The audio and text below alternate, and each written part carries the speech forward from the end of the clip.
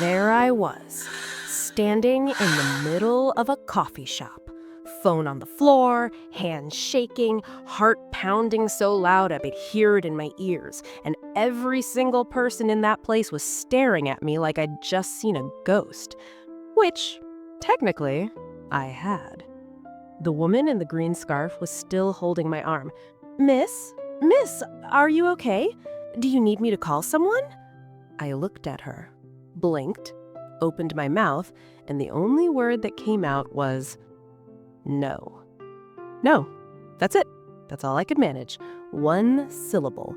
Because what was I supposed to say? "Oh, hey, thanks for asking. I'm great. I just saw my dead husband drinking a latte and reading a book, and then he ran away from me like I'm a serial killer. Totally fine, though. Love Thursdays." Yeah, no. I picked my phone up off the floor. My screen was cracked. Great. Perfect. Just what I needed. A cracked phone to match my cracked mind. I walked to the window where he'd been sitting. The latte was still there, still warm. I touched the pup, and I don't know why I did that. Like, I needed to prove it was real, that he was real, that I wasn't losing my mind in the middle of a random coffee shop on a Thursday morning. The cup was warm. The book was still on the table. I picked it up. And, okay, wait. I need to stop here for a second because this detail, this tiny, ridiculous, gut-punching detail, this is the one that broke me. The book was one I knew. Not just any book. It was the same book. The same book. The one from the bookstore. The one he grabbed off the top shelf for me the day we met. Same title, same author, same worn-out cover. My hands started trembling so bad I almost dropped it. Was that a coincidence? Was he being sentimental? Was he mocking me? I didn't know. I didn't know anything anymore. The only thing I knew, the only thing I was absolutely 100% sure of, was that Leander Mitchell was alive, and I was going to find out why. I shoved the book in my bag. Yeah, I took it. Judge me. I don't care. That book was evidence. Evidence of what? I had no idea yet, but I was keeping it. I walked out of the coffee shop and sat in my car for 20 minutes, just sat there, staring at nothing. My brain was doing that thing where it tries to process something impossible, so it just kind of short circuits, like a computer with too many tabs open. And then I did what any rational, emotionally stable person would do. I called Audley.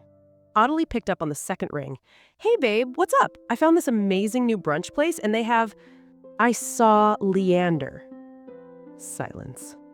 Long silence. "What?" "I saw Leander just now in a coffee shop. He was sitting by the window. He saw me, and then he ran." More silence. I could practically hear Audley's brain buffering through the phone. "Elowen." Her voice got that careful, gentle tone, the one people use when they think you're about to have a breakdown. "Honey, Leander he's gone, you know that? It's been over a year. Sometimes grief can..." "Don't," I cut her off. "Don't do that. Don't give me the grief hallucination speech. I saw him, Audley. I looked into his eyes. He looked into mine. He recognized me. And then he got up and walked the back door." "Elowen, he left his coffee. He left a book. I have the book. It's in my bag right now. It's the book from the day we met, the exact same one." Audley went quiet again, but this time it was a different kind of quiet. Not the "my friend is crazy" quiet, the "oh no, if my friend is right" quiet. "Where are you right now?" she asked. "Sitting in my car outside the coffee shop." "Don't move. I'm coming." She hung up, and I just sat there, holding that book against my chest like it was the only thing keeping me from falling apart. Actually, you know what? Let me tell you something about Audley real quick, because she's important. She's really important to this story, and I need you to understand why. Audley and I met in college. She was my roommate freshman year, and from day one, she was the kind of friend who would burn the world down for you and then help you roast marshmallows over the flames.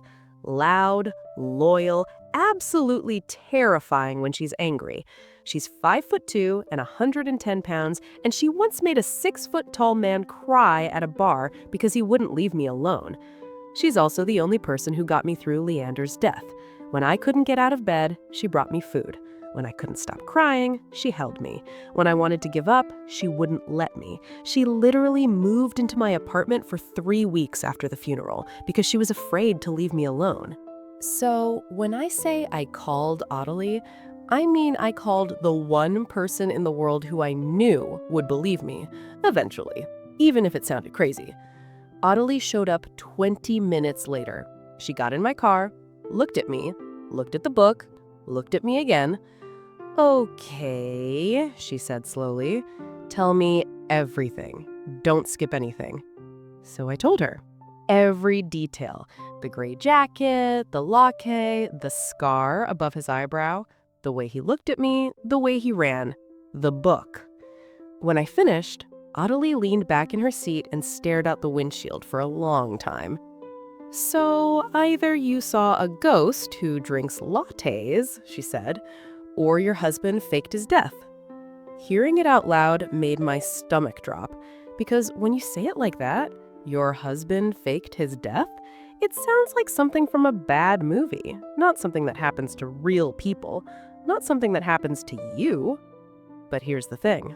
The more I thought about it, the more things started clicking into place, like puzzle pieces I'd been staring at for years but never put together. The closed casket, the fire that was too bad for viewing, his mother disappearing and never contacting me again, his refusal to ever talk about his past, the way he always paid for things in cash, the way he never, and I mean never, let me take photos of him and post them online. I thought that was just him being private, being humble, being old-fashioned. But what if it wasn't? What if he was hiding? "We need to go back inside," Ottilie said suddenly. "What? Why?" "Security cameras, Elowen. If he was really in there, the cameras caught him. We need that footage." See, this is why I love Ottilie. My brain was busy having a complete emotional meltdown, and hers was already in detective mode. We went back inside. Ottilie marched straight up to the counter like she owned the place. She told the barista, a young guy with a nose ring who looked absolutely terrified of her, that we needed to speak to the manager about the security cameras. The manager came out, middle-aged woman, tired eyes. Name tag said Rhonda. Ottilie turned on the charm, told Rhonda some story about how a man matching a missing persons description was spotted in the shop, flashed her phone around with fake urgency. I honestly have no idea how she pulled it off, but 5 minutes later, Rhonda was leading us to a tiny back office with a computer screen showing security footage. Ottilie looked at me. "What time did you walk in?" "Around 8:15.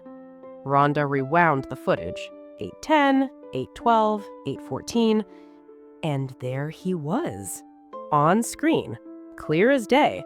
Walking into the coffee shop at 8:07 a.m., gray jacket, dark hair, same walk, that easy, confident stride that I used to watch from our apartment window when he'd come home from work. Leander, my dead husband, on a security camera, very much alive, ordering a latte with almond milk because of course he still drank almond milk. The man was annoyingly consistent even in death, or fake death, or whatever this was. Ottilie grabbed my hand under the desk and squeezed hard. "Can you zoom in?" she asked Rhonda. Rhonda zoomed in. And that's when I saw something that changed everything. Something that made this whole situation go from confusing to absolutely terrifying. On Leander's left hand, the hand that used to wear the wedding ring I picked out for him, there was a tattoo. A small black tattoo on his ring finger. A symbol I didn't recognize. Something with sharp angles and a circle around it. Like some kind of emblem or insignia. Leander didn't have tattoos. Not when I knew him. Not a single one. I knew every inch of that man's body and there was no tattoo. Which meant that wherever Leander had been for the past 14 months, whatever life he'd been living while I was crying myself to sleep every night, something had changed. Something big. Ottilie saw it too. She pulled out her phone and took a picture of the screen before Rhonda could say anything. "Thank you so much, Rhonda," she told Rhonda with a smile. "You've been incredibly helpful." We walked out of the coffee shop and stood on the sidewalk in the cold December air. My breath came out in little white clouds. My head was spinning. My chest felt like someone was sitting on it. Audley held up her phone, the zoomed-in photo of Leander's hand, the tattoo. "Elowen," she said quietly, "what the hell did your husband get himself into?"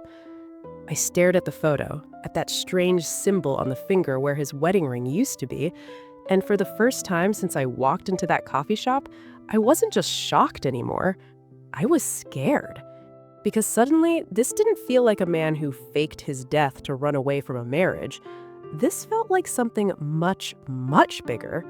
And whatever it was, I had a sinking feeling that I was about to walk straight into the middle of it. But here's the part that really got me, the part I haven't told you yet, the part that made my blood run cold. When we got back to my car, I opened the book, the one Leander left on the table, and I flipped through the pages. And there, tucked between pages 112 and 113, was a folded piece of paper. A note. 2 sentences, handwritten in handwriting I would recognize anywhere. It said, actually, you know what? I'll tell you what it said. But not right now.